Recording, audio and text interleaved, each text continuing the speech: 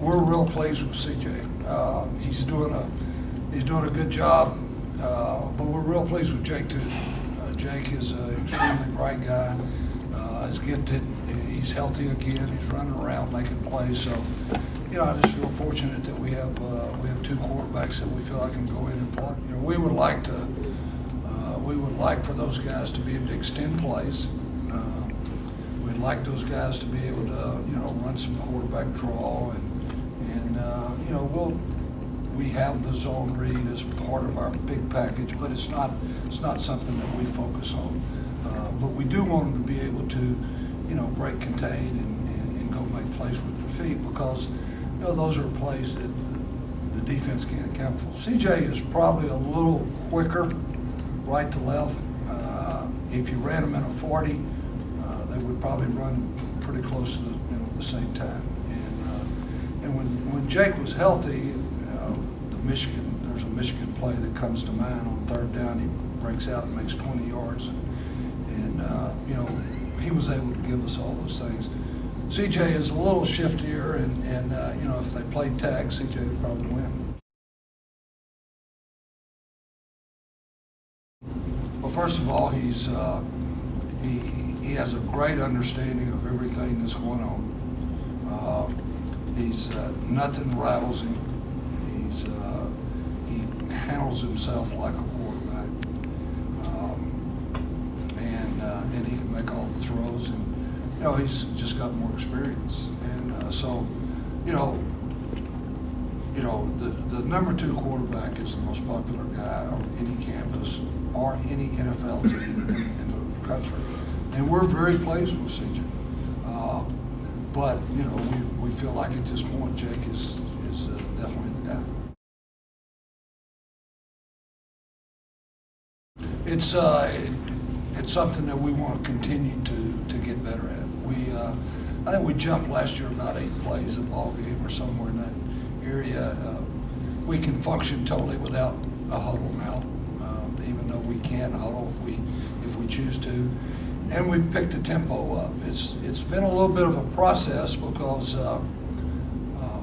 we play with so many different personnel groupings. When you play with one personnel grouping a lot, it's real easy to play tempo football. So we've tried to modify it to fit 21 personnel, 12 personnel, 22 to fit a bunch of different personnel groupings. At the same time, we don't want to get away from allowing our quarterback, some time at the line of scrimmage to get us in and out of good plays. There's an advantage to playing tempo that everybody's aware of, but there's also a disadvantage in that sometimes you run plays into looks that you probably wouldn't if your quarterback was up there, making decisions at the line of scrimmage for you. Two guys have really kind of stepped closer to the fray, if you will. Not that we're not pleased with some of the progress that all of them have made, but Derek Willis has really had a good spring, and he's getting more confidence. He had a big day down at Valley, and that really kind of carried over to since we left there, and so he's playing with a lot more confidence. And so we're very pleased with what he's done. Matt Vandenberg would be the other, even though he did play some as a true freshman. He has really stepped up. And he's a guy Matt's a guy that can play more than one spot. And, when you're playing with tempo and for the receivers to play in the run and the pass game the way you want, you've got to rotate some players in there. Andre Harris has flashed and has done some things, as has Derek Mitchell, and hopefully, with the next 3 days and then fall camp, they may be in a position. But Derek has had a really good spring for us. Bobby Kennedy, first of all, has done a great job. He's come in and he's kind of re-energized that group, and he's brought the young kids along. Tavon Smith, we were talking about the young guy. Tavon Smith has had a really good spring, and is playing at a very high level. Cavante, everybody you kind of know what he's going to be, and even though he hadn't practiced the last couple of days with the groin, it's not a big deal. I mean, he'll be there. And Jacob Hilliard's kind of like, I feel like him, kind of like Linus's blanket. I mean, he's a real security. He will block. He attacks the ball with his hands, and so we're real pleased with what he's at. And I didn't mention Damon Powell. Damon is a guy that has gotten better and is learning, is continuing to learn, and hopefully, he'll be able to play a little bigger role next year. Well, I mean, we were looking at a few things in the run game.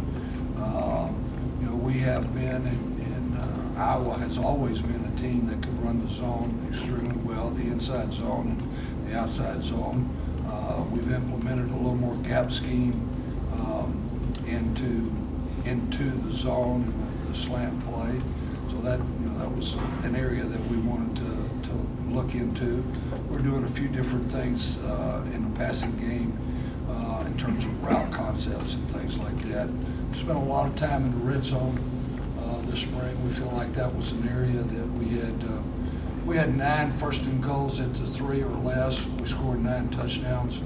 We had 9 first and goals at the 7 to the 9, and we scored 5 touchdowns. That's not good enough. So we spent a lot of time, first down at the 7, 8, or 9 this spring, working on the best possible way to get the ball in the end zone. So there's kind of roles that are being defined. Mark is, we have found over 2 years that when Mark is healthy, he is really productive. We want to be conscious of the number of carries, because he's not a guy that's going to jump sideways very often. He's going to attack the tackler. So as the season wears on, then his production suffers somewhat, and that's where Jordan was able to step in last year.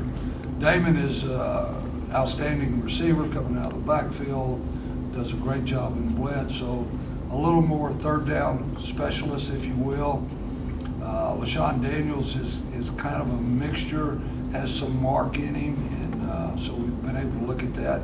And so, you know better than I that you need a bunch of backs at Iowa, because so we're kind of pleased with that. Akram Wadley is a guy that has done some really good things this spring, but he's been hurt, and whether or not he can get in the mix, we'll have to see in camp along with Jonathan Parker.